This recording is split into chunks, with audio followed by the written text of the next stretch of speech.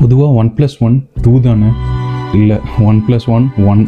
அதுதான் இந்த படத்தோட மொத்த கதையும். இந்த படத்தோட ஆரம்பத்தில் லேடி ஒருத்தங்க இறந்துடுறாங்க. அவங்க இறக்கறதுக்கு முன்னாடி அவங்க வக்கீல்கிட்ட தன்னோட பையன்கிட்டையும் பொண்ணுக்கிட்டையும் ஒரு லெட்டர் கொடுத்துருங்க அப்படின்னு சொல்லி இறந்துருக்காங்க. அந்த வக்கீல் இந்த பையனுக்கும் பொண்ணுக்கும் ஒரு லெட்டர் கொடுக்குறாங்க, அவங்க அம்மா கொடுக்க சொல்லதா சொல்லி. அந்த லெட்டரில் ஒரு ஆசை எழுதியிருக்கு. இந்த 2 பேரும் அந்த ஆசையை நிறைவேற்றணும் அப்படிங்கிறது தான் அந்த லேடியோட விருப்பம். ஸோ இந்த பையனும் பொண்ணும் அந்த ஆசையெல்லாம் நிறைவேற்றினாங்களா அப்படிங்கிறது தான் இதோட கதை. ரொம்ப சிம்பிளாக இருக்குல்ல. அப்படி தான் ஸ்டார்டிங்கில் போகும். ஆனால் கிளைமேக்ஸில் வைப்பாங்க பாருங்கள் ஒரு டெஸ்ட்டு, கிட்டத்தட்ட அவங்கள ஒரு டிப்ரெஷனோட உச்சத்துக்கே கொண்டு போயிடும். அந்த படம் பார்த்து முடித்ததுக்கப்புறம் ஒரு செகண்ட் என்னடா இப்படி ஒரு படமா, இப்படி ஒரு கிளைமேக்ஸா அப்படிங்கிற மாதிரி தான் உங்களுக்கு தோணும். ஏன்னா அந்தளவுக்கு ஒரு ட்ரமடைஸான ஒரு கிளைமேக்ஸ் தான் இந்த படத்தோட கிளைமேக்ஸ்.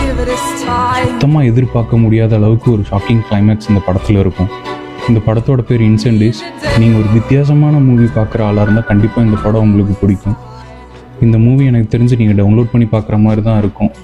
அதுவும் அரபிக் அண்ட் ஃப்ரெஞ்ச் லாங்குவேஜில் தான் இருக்குது. சப்டைட்டிலோடு தான் நீங்கள் பார்க்கணும்.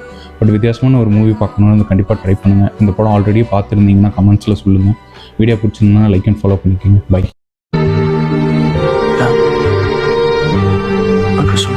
So bitte.